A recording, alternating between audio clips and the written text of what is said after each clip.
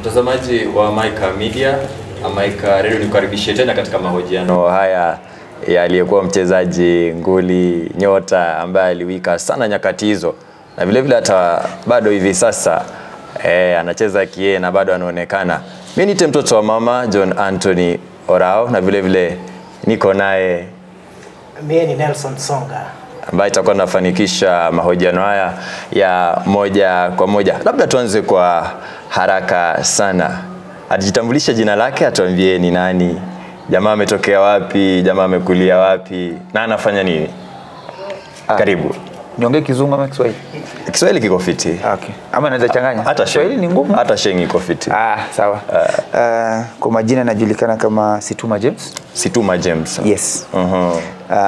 Natoka upande wa magharibi. Magharibi Western. Bungoma.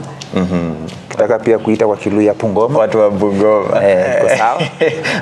Place inaitwa Ndivisi. Ndivisi. Nimezaliwa Bungoma East. Nimelelewa Bungoma East. Nimesoma Bungoma East primary. Yaani kila kitu umepiga pale Bungoma East. Nimepiga Bungoma East. High school nimepiga Bungoma East, Sirakaru High School. Na hapo nilianzia career yangu ya kucheza ball. Kwanza Most High School.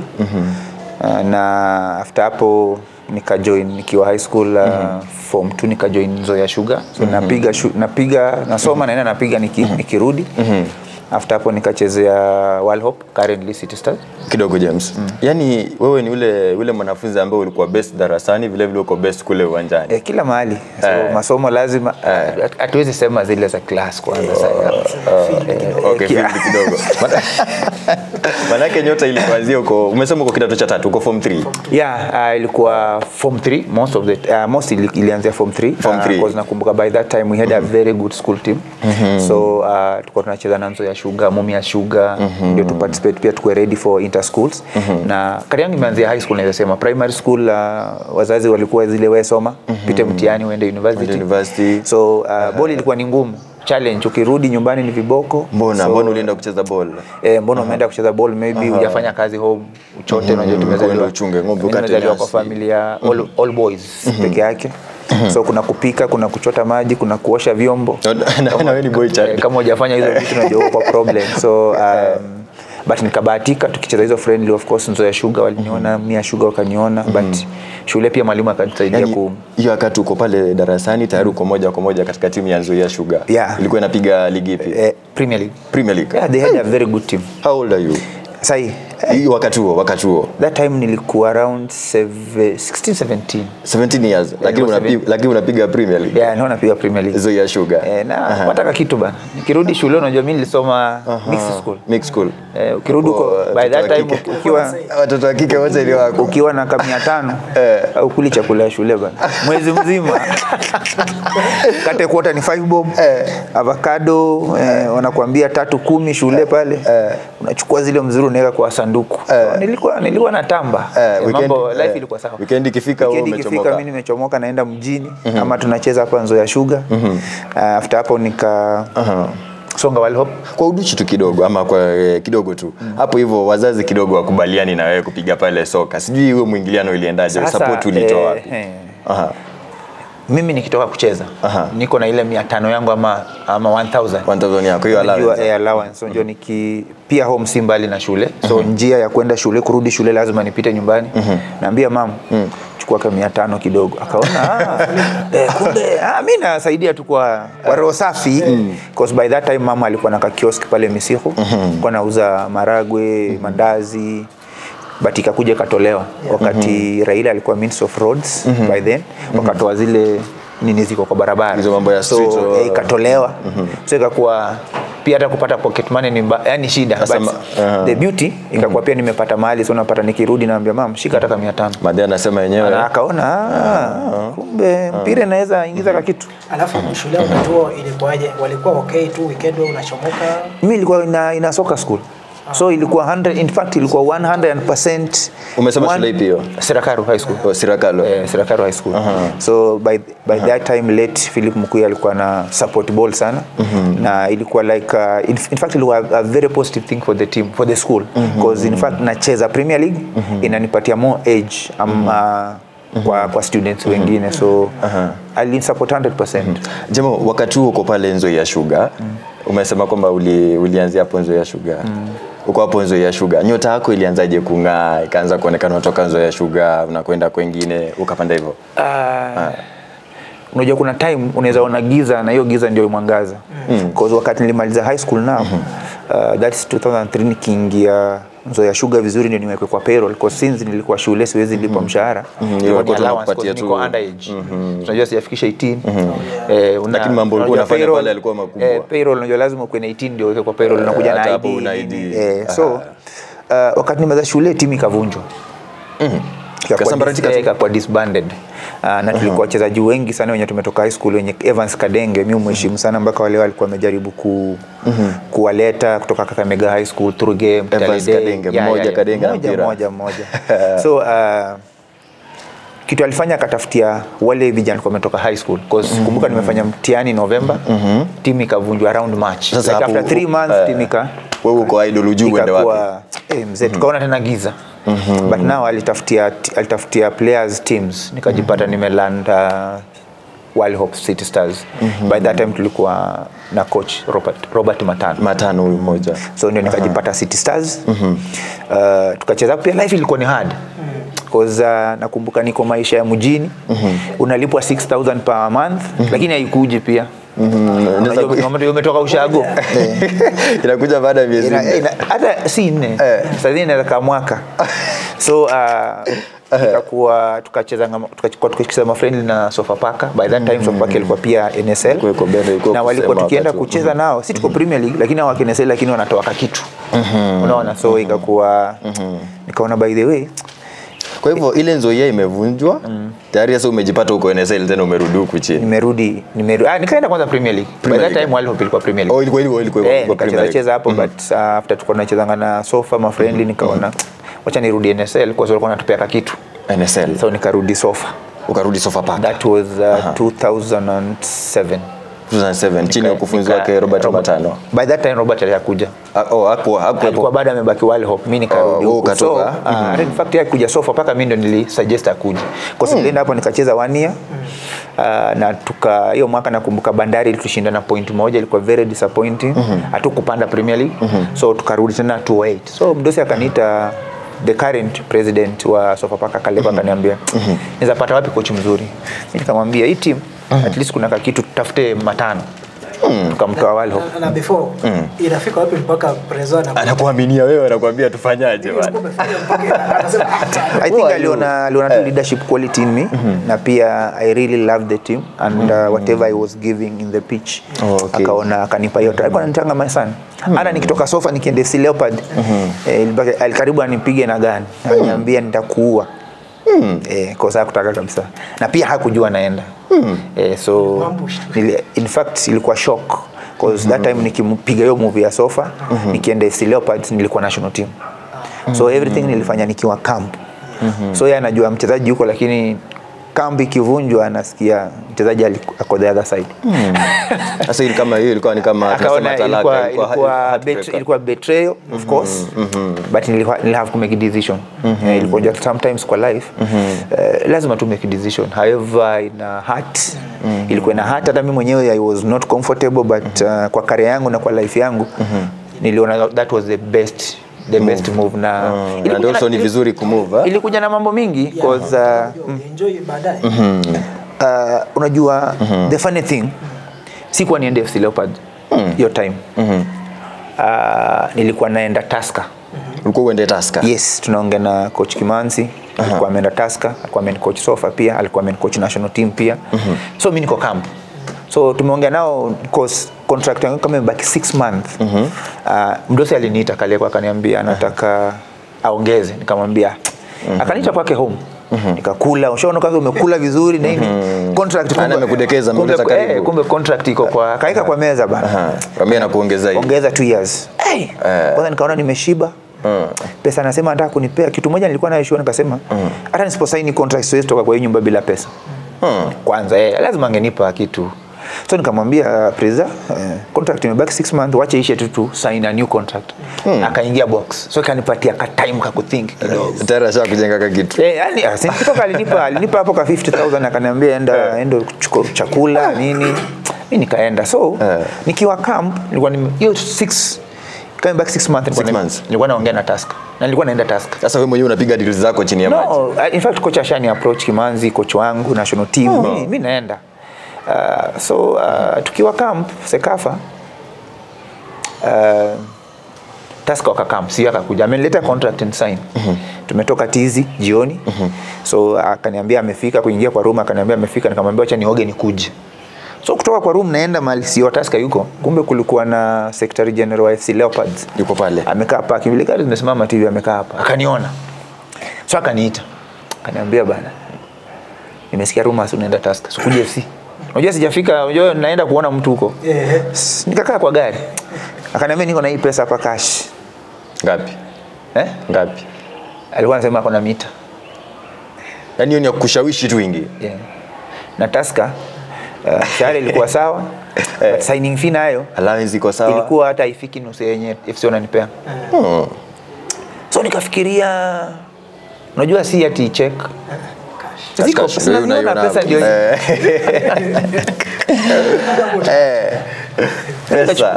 nikachukua do. Sasa hata uendelee kwenda kule. Safari si kuendelea. So nikasign. Unajua si hiyo Tusker aningoja huko. Ukabetray bila atego. So nikatoka kwa gari, nikapigia coach simu. Tarusha poa mita yako. Nikapigia coach. Coach, kuna deal, kuna shida, kuna problem. Ni shida umejiletea mwenyewe. Akaambia nini? Nikamwambia hii imefanyika. Imekuja, imekuwa hivi, nikamweleza tu vile mambo iko. Nikamwambia lakini timu ilikuwa inacheza unajua iko na pesa ilikuwa ni hard. So nitakuja nichukue hizi pesa hata at least nijitengeneze kidogo. Ulipe ile madeni ufanye nini. Akaniambia sawa na akasema na haina shida, anytime utafeel kuja Tusker. Nikamwambia acha nipigie simu. Aliridhika. Sasa yeye ndiye alipigia CEO.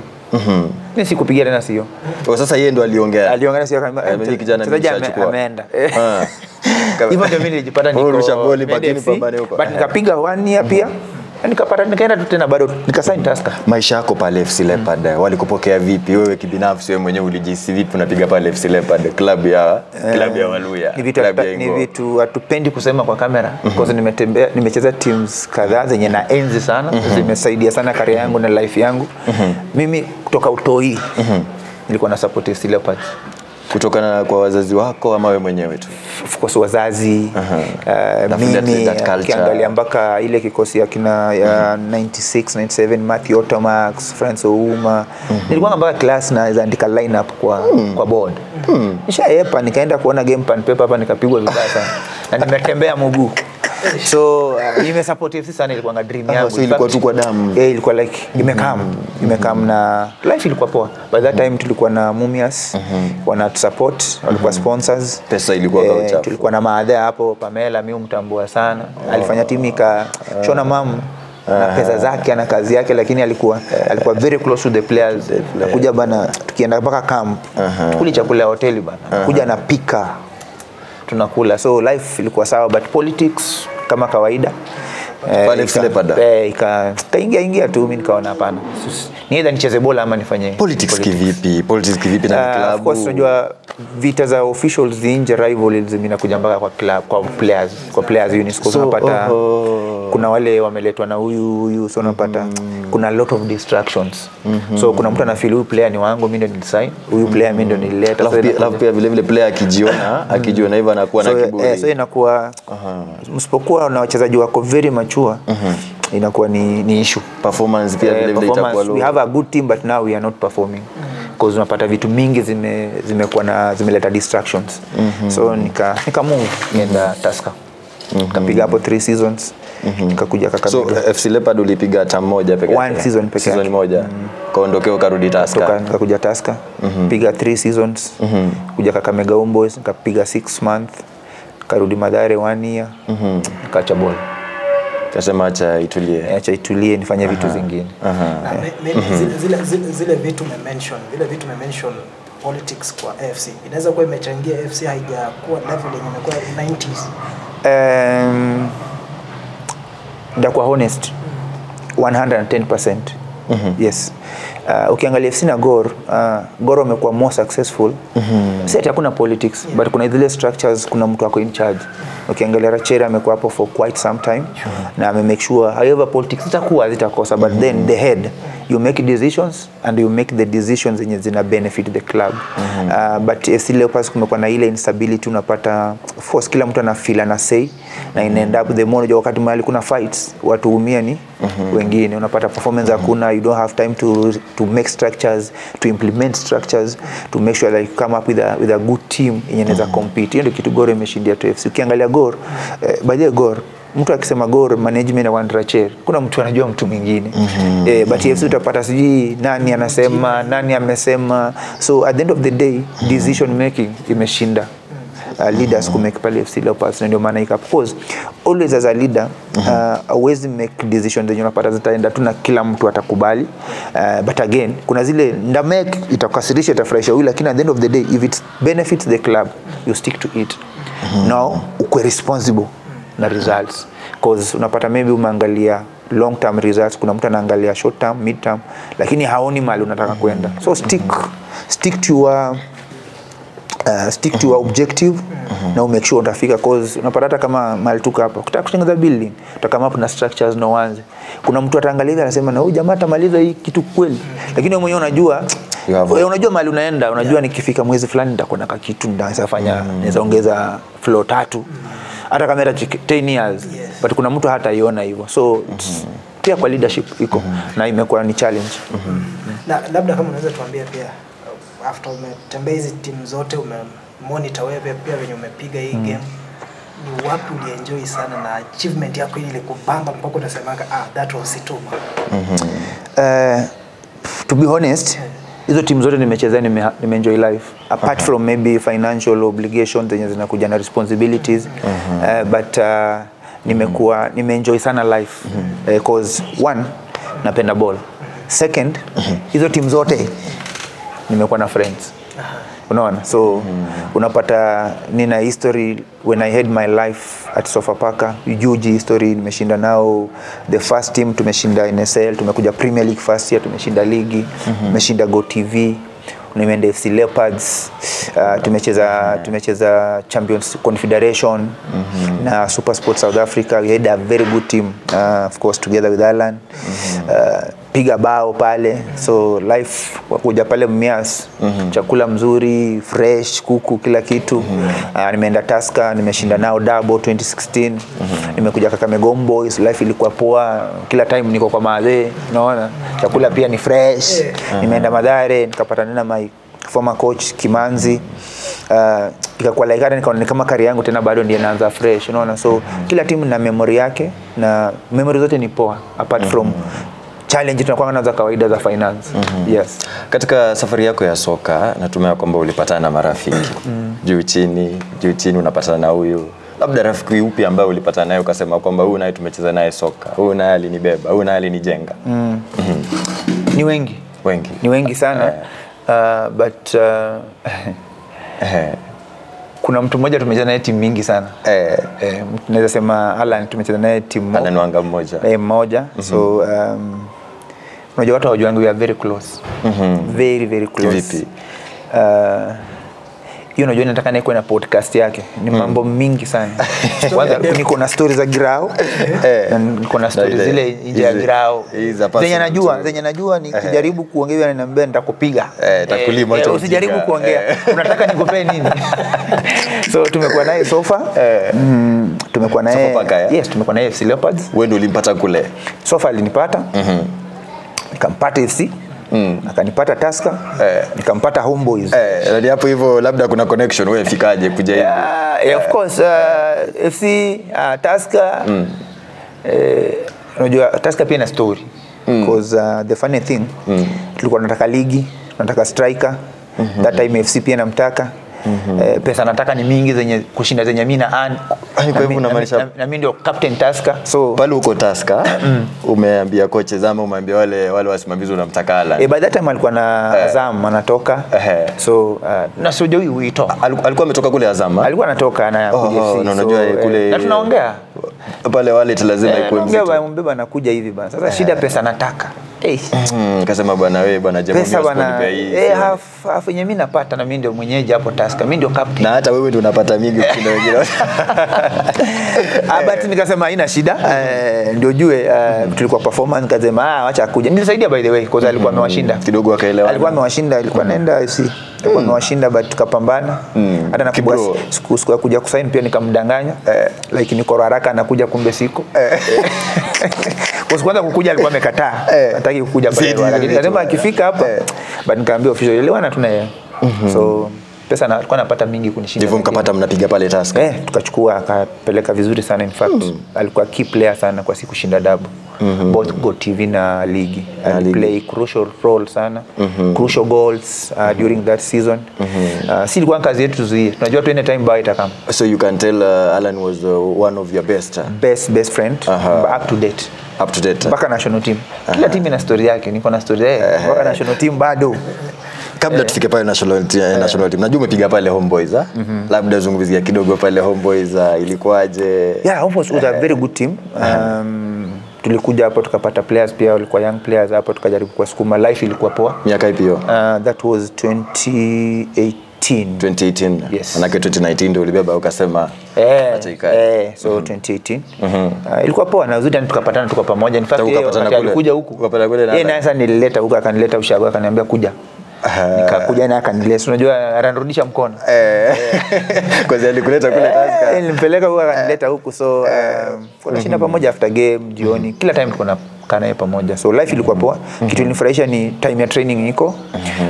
Si half kurauka. Mahali nilikuwa nakaa na training ni mahali pa 10 minutes drive. So kama tizi ni ya 8 naweza afford kuamka 7:30. Si kama Nairobi 8 umeamka 5. Nikurudishe nyuma kidogo Jemo. Wakati ule wewe uko kule sema uko kule Sofapaka, Alan sema uko kule kwingine. Pale wakati ambapo mnapata unajua kwamba leo kesho Alan mimi nakukuta lazima nikupige. Pale uwanjani kulikuwaje? Pale ambapo unajua siku nataka kwenda direction kwa sababu hata tukifanya tukakuwa friends. I think ilikuwa ni war. Ilikuwa ni war. Kuna game hapo City Stadium. I think kila mtu alitoka kama na blood. Unajua Alan ni bully. So ukimtazama jamaa ameshiba. Bola hataki uchukue, ana nguvu, ana kila kitu. Na hapo ni uwanjani. Ukimwacha chanza anafunga. So na pia mimi zile za hapa naye upiti. Hapo upiti. So na si hata haikuwa inaishia hapo. Hata vile tumekuwa friends, siku tumekuwa training opposing teams, kumekuanga na huo. Nzuri tu ni kwamba haongei, unamkanyaga na kuangalia zile huyu na huyu ni nini namsumbua zile za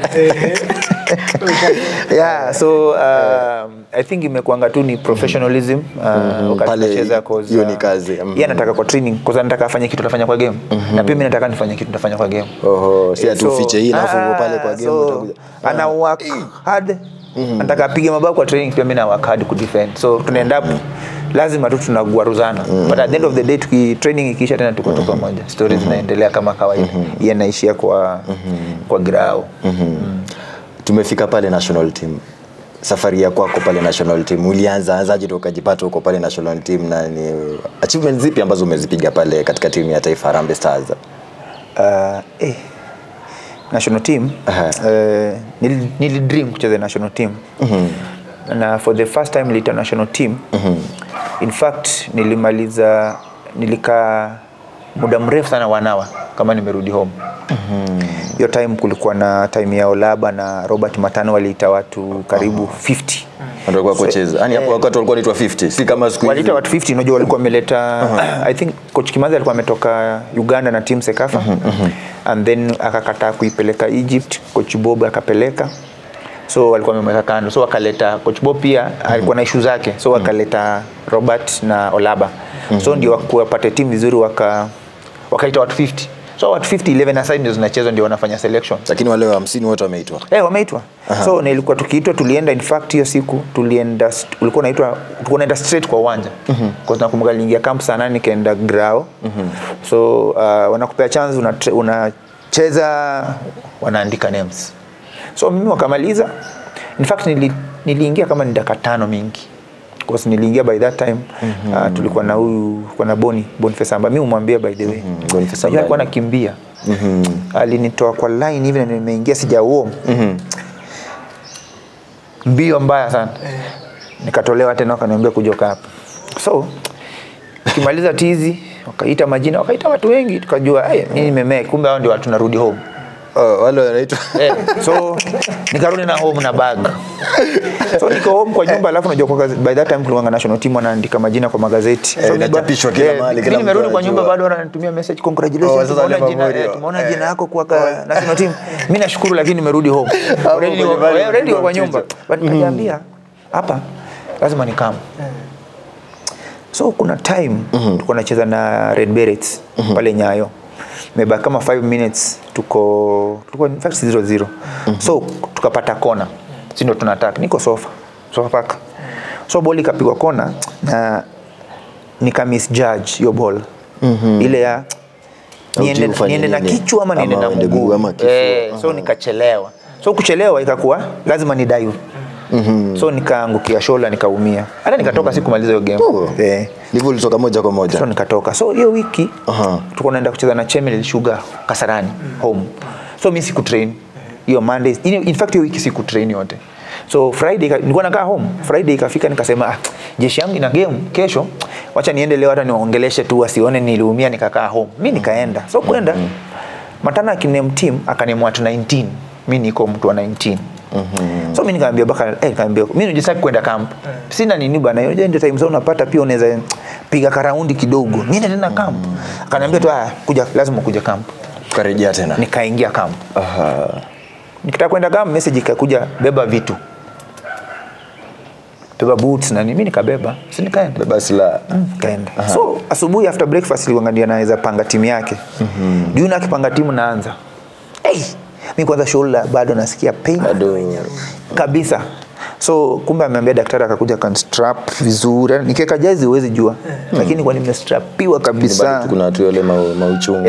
So tukaenda game hapo. Kumbe siku Antoine Hey by that time coach wa national team amekuja amekaa hapo kuona hiyo game. Na hiyo siku sasa unapata since ina pain na nacheza katikati, sitaki unajua kuguza ball mara mingi. So naogopa touch moja mbili. Antoine akaona huyu midfielder ni deadly sana. Mimi nikirudi after game tulishinda 2-1. Nilirudi kwa nyumba hivi. Tiama ananiambia bana. Umeitwa national team. Yaani hiyo ndio ilikuwa target yake. Nikaenda. Niko na injury. Na nikajiambia sirudi. Hii timu sasa hii siwezi toka. Na hivyo ndio nilikaa national team mpaka vile nimecheza almost 8 years national team. Mtazamaji wa Maika TV, haya ni mahojiano moja kwa moja na James. Genda kwa jina kama James Wahungu. Yuko sawa? Wahungu. Hizo ni majina unajua sasa hizo ukienda hivyo unajua umenipeleka nyumbani kabisa sasa. Wahungu kabisa. Jina hiyo. James Wahungu huyo ambaye aliwahi chezea Harambee Stars, vile amepiga vilabu mingi sana hapa nchini Kenya. Kama unafuatilia matangazo haya kisha kwamba una subscribe pale kwenye YouTube channel Maika Radio, Maika TV, Maika Entertainment, itakuwa inafurahisha na itakuwa inapendeza sana. Jemo, kufiti? Kabisa. Umemaliza kila kitu pale katika timu ya Harambee Stars. Labda muda wako pale Harambee Stars, the worst and the best my experience uko pale katika timu ya taifa Harambee Stars. Maana tumekuona wakati ule. By then nimekuwa na 8 years ndio si kidogo national team. 8 years. Yeah. Yaani wakati ambapo uliitwa ulizidi kuitwa na kuitwa. Nilisema siwezi rudi bana. Game yangu kwanza nilijaribu nikabebwa kwanza tukaenda kucheza Mozambique. Nikaanza kwa bench na nikasema siku ndawekwa ndani. Hiyo siku ndio watajua. Yaani for the first time umekwenda kule nje ukaekwa bench. Nikasema sawa. Nimesikia. Kumbuka second half kwanza tunaletwa nika warm 45 minutes lakini sikuingia. But nikasema siku ndaingia watajua hawajui. So nasema my worst moment. Not worst in a bad way but yani kuna siku tumeenda kucheza tulikuwa tunacheza Nigeria home. Nigeria. Sasa tukaenda friendly huko na Kuwait huko Egypt. So mnakwenda friendly lakini mko na mechi pia na Nigeria. So hata wewe rafiki yangu mwenye nimetaja hiyo game aliges kichwa akafunga. Sasa bolo la vole ya kidogo. Tabulikuwa timu moja. Alibahatisha karana hapo. Boli ikampata akapiga bao. Lazima kuibuka na ushindi. Tulidrama tulilose 3-1, 3-2. I think alipiga equalizer wakatuongeza bao. Hiyo ndio game inakuanga na tashwishi zile za kulikuanga na match fixing. Kwa sababu nakumbuka alipiga ilikuwa ni 2-2. Akitupea 2-2 then I think walifunga bao yao tatu tuka lose 3-2. Kule Egypt. But alikuwa hapa Kasarani. Unacheza Nigeria Kasarani. But alikuwa ameturudisha kwa mchezo so but ikafanyika. So tulienda friendly kwa Egypt. Naam. Tukapigwa na Kuwait. Pia kulikuwa na mambo mingi sana kwa hiyo friendly. So tukirudi tukafika JKIA. Wakataja majina mingi. Hey, majina ya kwenda. Bwana tumesimama sasa hata tuko tunajua hii majina mbona wanataja tukio airport. So wakataja kila mtu ameshika bagi yake tumesimama kwa corridor hapo tumeteseka. So tunasikia bana nyinyi vile tumesoma hivi kuna double M by that kulikuwa na hizo basi za double M mpya kuna double M imekuja hapo nje nyinyi mtaingia tutawaambia siku mnaweza rudi camp. Ukakuwa mmoja wao. Nilikuwa huko ndani hao wengine wenye waligesi pia kufunga wakaitwa inside wakaambiwa kuna rosa wakaambiwa kuna karosa hapo mtaingia muende camp. So nilifeel vibaya kwa sababu hatujapewa anything so wewe mwenyewe jua vile utafika home na pia hatujalipwa allowance. So nasema that was okay. Kuna scenario moja but nasema hiyo ilikuwa very unprofessional. My best moment with the national team tukishinda Sekafa 2013 na yeah because first sikuwa kwa initial squad but kuna wachezaji waliepa camp nikaitwa. Sasa ilikuwa advantage nikaenda mimi kwanza kama wangeepa kwenda holiday. Nikaingia tukiwa na Adele pia tena hiyo tu Sekafa. Nikapiga cross ya pesa na huyo jamaa huyo kugesi saka slide tena nyingine hapo kwa finali akafunga. So that was my best moment. Sasa yeye alikuwa na miungu zake za kubadilisha. Bwana hizo bola nagongana nazo pale kwa box. Acha tu. But alikuwa anajua mali anafaa Quran na kufunga anyway ilikuwa deliberate so kwa sababu that's the first time pia nasema kucheza national team to have pesa. Hiyo Sekafa. Because initially tukianza Nyamoya alikuwa amesema mkishinda Sekafa sichukui pesa akijua tutashinda but tukashinda. So tukakwamia pesa. Pia tukaenda tukaona president by then former president Uhuru Kenyatta State House kajenga kakitu. Akatupea kakitu. Kapewa jamaa tena ampea mamita kadhaa. Kaenda akaficha kwa gari kwanza tukakuja na meeting. Tukaenda na meeting. Alafu pia akatupatia chance kwenda kuona World Cup 2014 Brazil. Nakumbuka vizuri sana. Nasema that is the best moment zangu national team. Labda Jay kuna time uliwahi feel like umetosheka na Kenya kuna club fulani uliwahi kuwa na dream ya kuipigia?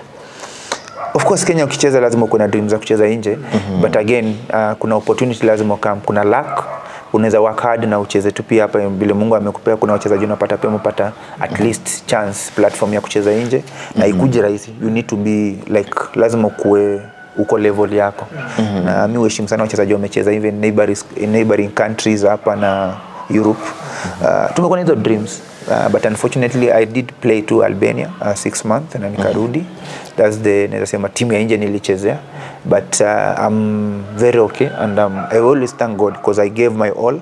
Kitu mimi sema I don't regret kocha ball because wakati nilikuwa nacheza I gave my all na God pia akanisaidia. So wakati niliwacha si kusema like kuna kitu niliwacha maybe niseme ningekuwa serious ama niweke bidii ningefika mahali I gave my all. Nasemanga hivyo ndio God alinifikisha hapo. So na I'm happy that all clubs nimechezea zimekuwa successful na nimeshinda ligi kadhaa hapa Kenya. Tukimalizia Jamo baada ya soka sasa hizi James Tuma ni nani? Anafanya nini? Anajishughulisha na masuala yapi? Sijui naanzia wapi. Tutaanzia tu. Manake soka umeiweka kando 2019, sasa hizi tuko 2025. Wakati huo hadi wakati wa sasa James Tuma. Sasa hizi ni currently I'm the president of Kenya Footballers Welfare Association in the country. KEFWA. I'm also the director of Inspire Soccer Academy.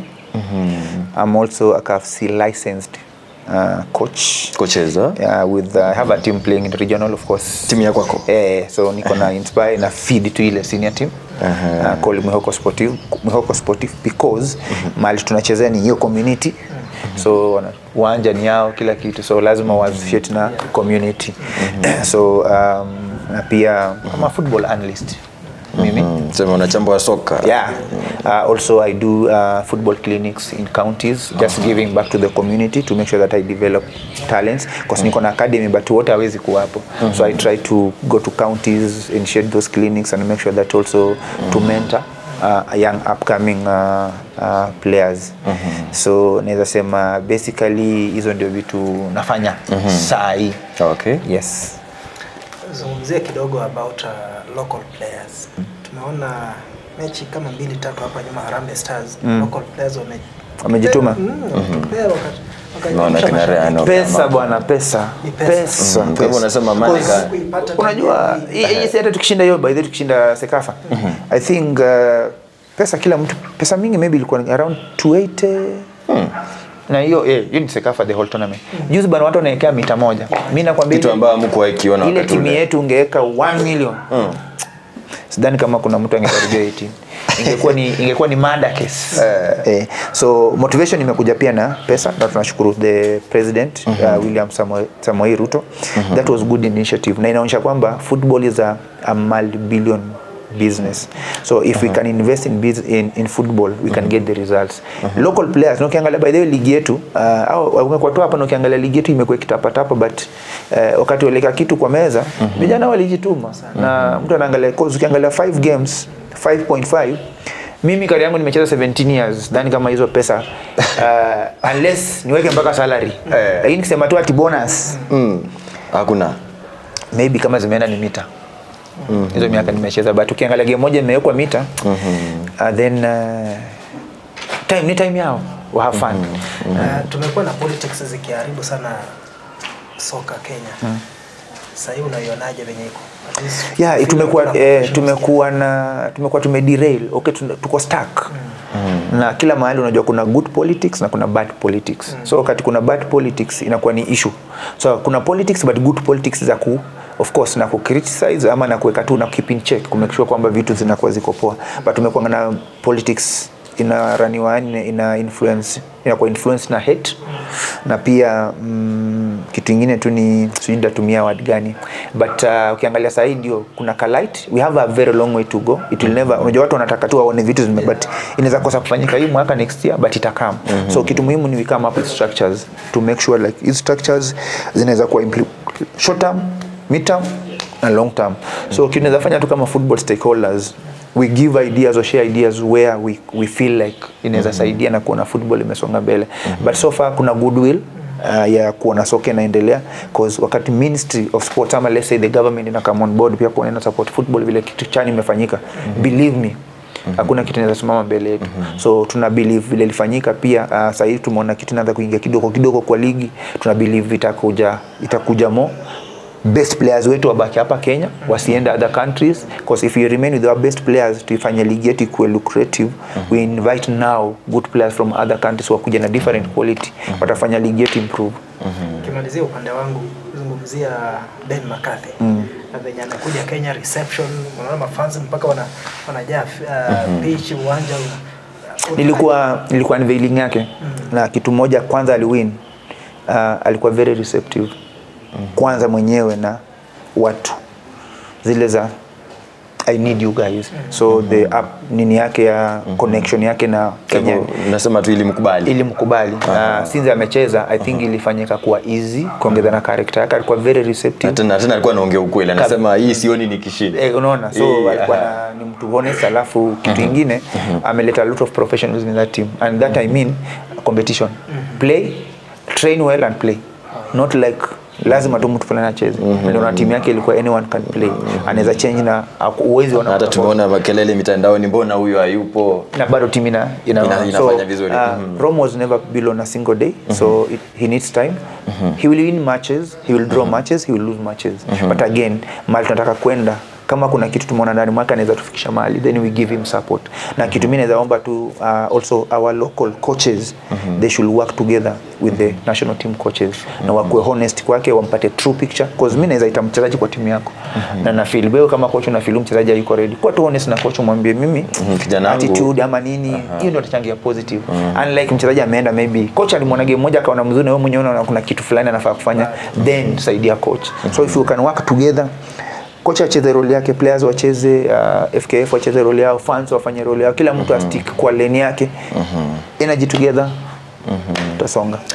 Labda nikurudishe nyuma kwa udogo tu, Jemo, timu ya FC Leopard, manake umesema kwamba ilikuwa damuni, sio? Na up to now unaweza jua kwamba FC Leopard haijabeba taji. Sijui tangia lini. Unaona? Labda kwa mtazamo wako wako, FC Leopard ifanye nini chini ya uongozi wake Boniface Ambani hadi kufikia sasa ndipo saweze kuhakikisha kwamba anabeba taji tukimaliza? Boni amechezea FC Leopards, anajua history vizuri, na pia amechezea some of the big teams outside the country kama ameenda Yanga, pia timu ambayo ina good structures, inataka watu washinde, anajua the weight ya kuwa na timu kubwa yenye inasupportia na community. So I think kitu muhimu first anafaa kufanya ni akae na watu wake chini, na lazima wa review the structures. Utapata pale ndugu yake ndio kocheza. So unapata kama hiyo, that's another thing. Na okay, in football somehow ni kitu lazima ajue vile atadili nayo, because people need performance. Na situation ikapo ni kwamba anything inaguza yeye inaguza coach. Anything inaguza coach lazima itakuja kwake. So ni lazima tu review those structures na team yake, leadership yake, wa make sure kwamba hizi structures zinaweza after 2-3 years, because watu wameona ameingia lakini watu expect results. No, it will never happen. It can happen or not, but lazima tu angalie future, nini na come up in future. So lazima review structures. Amecheza timu kadhaa, amejua vile structures ziko, so take time, as long as they stay focused na ajue mahali anataka kwenda, make decisions. People wanaweza piga kelele unajua nini, lakini mimi husema ni kama tu gari unaendesha, nakwambia bana hiyo barabara ni mbaya, matope, wengine unajua mzee, mimi najua nikienda niweke mguu hapa nimeenda. So inakuwa ni wewe trust yako na vile unajiamini. Mtazamaji, amekuwa mahojiano ya moja kwa moja na James Situma, lakini tukimaliza kabisa, manake watangazaji utamaliza na ukimaliza, kumbuka James Situma, Maika Media ni station ambayo inakuja kwa kasi sana ukanda huu wa magharibi, kuongelea Busia, Bungoma, Trans Nzoia, Kakamega na hata Vihiga. Jambo lako kwa mtazamaji ambaye amekuwa akifuatilia matangazo haya katika ukurasa wetu wa YouTube na vile Facebook, ungependa kumwambia nini kuhusiana na Maika Media? Ukiangalia the regions zenye umetaja, ni space kubwa, na ina watu wengi. So naweza sema tu wa follow hizo channels, kwa sababu anything information concerning sports na vitu zinafanyika pia watazipata hapo, so waifuatilie na pia waendelee kusupport. Asante. Yes. Asante. Haya amekuwa mahojiano moja kwa moja tukiwa naye James Situma, nimekuwa naye Nelson Songa katika mahojiano haya na James Situma vile Wahungu kutoka kule katika kaunti ya Bungoma. Bungoma. Watu wangu wa Bungoma. Asante, endelea kutegea Maika Media, nasema kwamba hii ni sauti yetu. Mimi kwa sasa nimesepa, ni mtoto wa mama John Anthony Orao, na hii ni Maika Media, sauti yetu.